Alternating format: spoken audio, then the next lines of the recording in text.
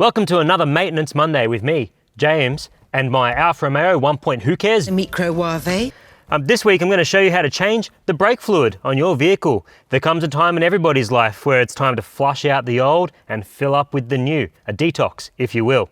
For this you're going to need the help of a friend. In my case I have Sam, the potato. Let's get into it.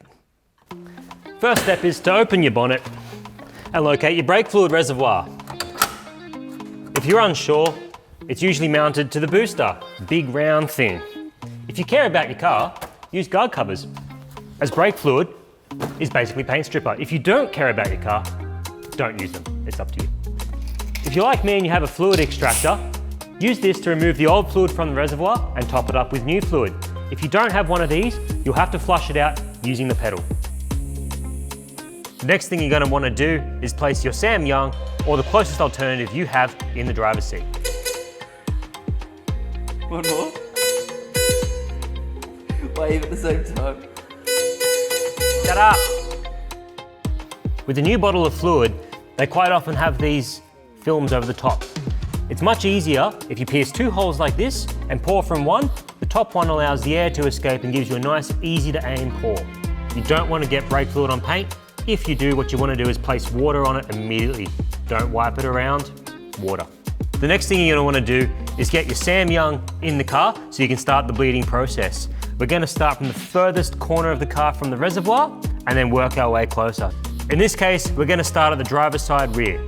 Now the procedure is quite simple, but the chances of getting it wrong are really high.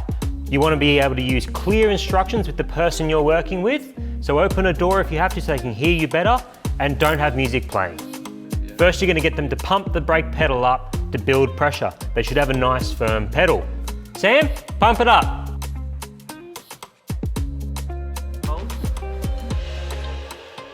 Once they've achieved a nice firm pedal, which shouldn't take too many pushes, you get them to hold the pedal down. So tell your companion, hold it down really clearly.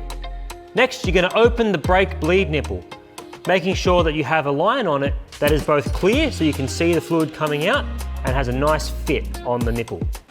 With your companion still holding pressure on the brake pedal, crack the brake nipple and the pedal will sink to the floor. They'll hold it on the ground until you lock the nipple back up. Now you repeat this process for each of the 4 calipers, working your way closer to the reservoir. My rule of thumb is I like to go until I see 1, clear new fluid in the line, and 2, at least 3 pumps where I have no air whatsoever. During the process, you want to periodically check the brake fluid reservoir for the level. You do not want to let it get empty. Keep it topped up. Once you've finished the bleeding procedure, check the brake fluid level, check for any spills and make sure you clean them up as soon as possible. And then it's time to go on a test drive. That's been another Maintenance Monday with me, James, and my Microwave Alfa Romeo. We'll catch you next week for another one.